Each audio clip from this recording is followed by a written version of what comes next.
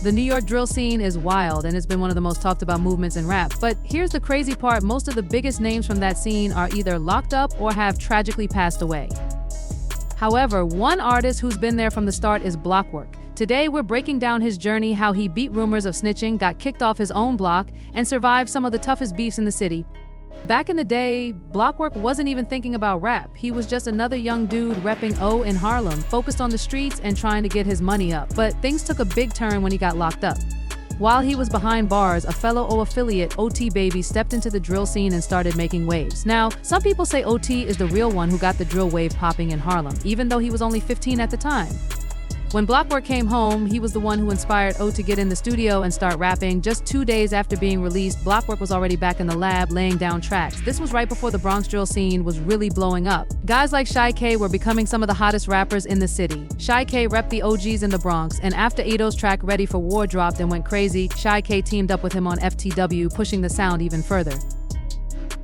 The O from Harlem had connections with crews like DOA and S-Side in the Bronx, but things took a dark turn when Edo got wrapped up in some drama that sparked one of the deadliest beefs in the city. The biggest name from DOA was Clock, and they had major beef with the YGs.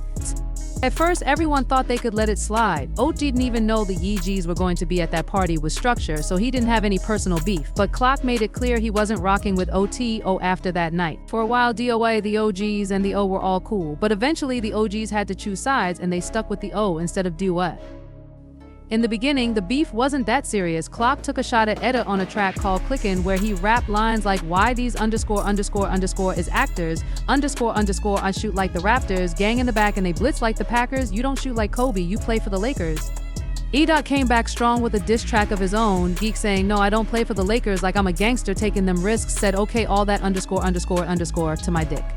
Blockwork was starting to make a name for himself, and things really took off when he dropped D&D with Shy K. The track was fire, and it led to a new connection between the Oi and OGs, who began linking up more.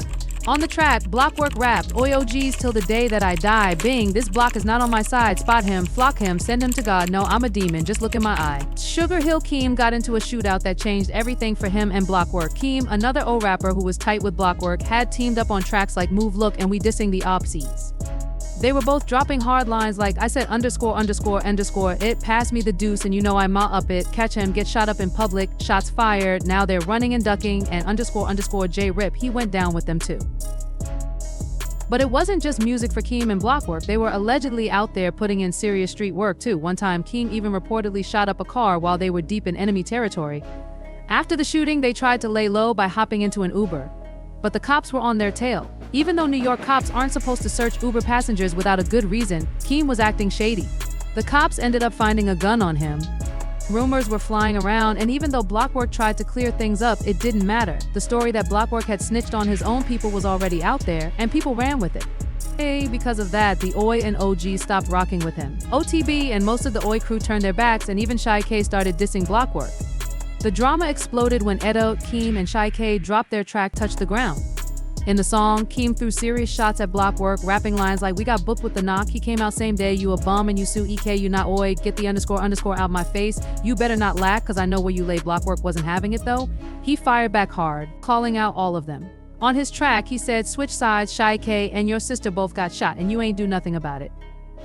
AK, we know you a bum and your __ ain't about it, you got shot, you dumb. It's a beam on the gun, don't run. Things took a turn when Blockwork fired back at Keem, saying, I know where you lay, you know where I lay, pop out, let's play, got booked with the chop, say what I paid bail, you know that I'm up. Blockwork even claimed he paid half of Keem's bail, but Keem still turned his back on him. Blockwork went on to say that Keem had gotten kicked out of his own place and had to crash at Blockwork's crib because he had nowhere else to go. Despite everything, Keem and Etta kept making moves in the drill scene without Blockwork, and they were quickly taking over the game. But the roller coaster didn't stop there. In May 2022, Keem got locked up again, and this time he ended up facing a 5-year sentence. That was another tough blow for the Oi crew, who had already been through a lot. And just a few months later, tragedy struck again when Notti Osama, a rising star and a member of the O, was stabbed to death after getting into an altercation with one of his LPS. Notti and his brother D.I. had just started making noise in the drill scene, but it was Notti's death that brought them massive attention. The drama between Shy K and 41 really kicked off in a messy way, and honestly, no one knows for sure how it all started. Some say Shy K started throwing shots at 41 because they were cool with Blockwork. Others think the beef started when 41 wanted a feature from Shy K, but he turned them down. What's certain is that things got heated fast.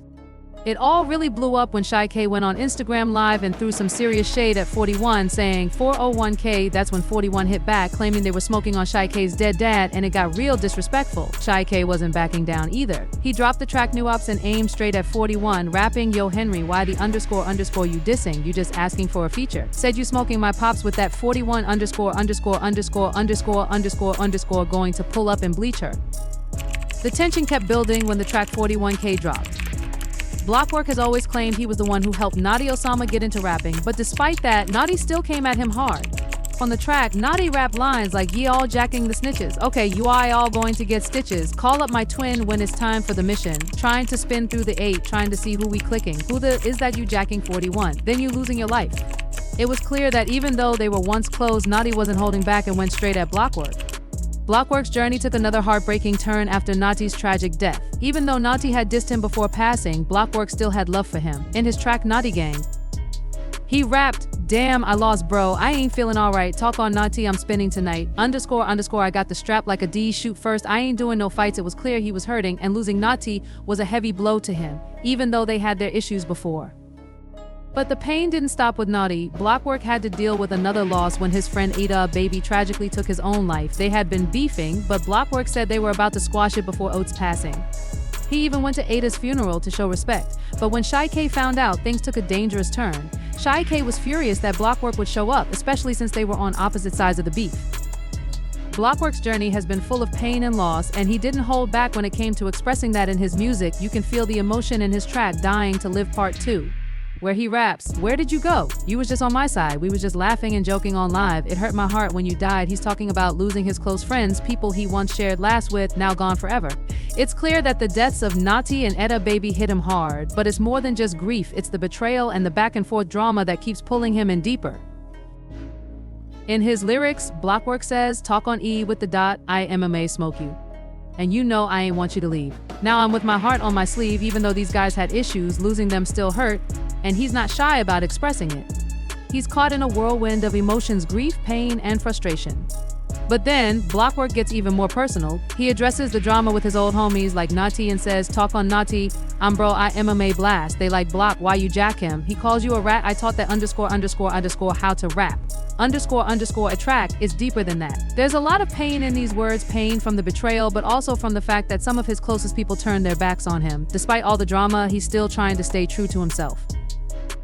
Blockwork's story is one of loyalty, beefs, losses, and trying to fix things. It all started with a real bond with his crew, the OE Originals, but things got messy when drama kicked off with his old friends. One of the biggest moments was when Shy K flipped on the OE, dissing their dead members. It was unexpected, especially since they'd been cool for a while, but once the shot started, there was no turning back. Shy K even dropped the track Notti Bop, taking aim at the dead homies, which just made everything worse. For Blockwork, this wasn't just about rap beefs, it was about real friendships and loyalty. He's been the target of jokes and disses for years, especially after the Sugar Hill Keem situation. But through all of it, one thing stayed true: he still showed love for the ones he lost, no matter what was said about him. Losing people close to you hits differently, and Blockwork felt that pain deeply. The rumors about Blockwork picking sides were all over the place, but he quickly shut them down. He made it clear from the start that he wasn't trying to be part of any drama. There had been so much tension in the OE camp that it seemed like it would be hard for everyone to make peace with him again. But in 2024, Blockwork decided it was time to end the beef, and he made amends with his old homie Dilo. Blockwork's mindset has really shifted over time. He's tired of the constant beef and wants to change the way people think about success. Instead of fighting each other, he believes artists should work together. So 2 is better than 1, he says. Imagine if everyone used their talents and resources to help each other rise rather than battling it out all the time. He knows that when people from New York are beefing, it's not just one person's problem, it affects the whole city. That's why he's all about collaboration. If everyone stopped focusing on drama, the city would be stronger as a whole. It's about lifting each other up instead of tearing each other down. Blockwork's message is simple: stop fighting, start building. He believes there's enough room for everyone to win. Instead of seeing each other as competition, artists should work together to create something bigger.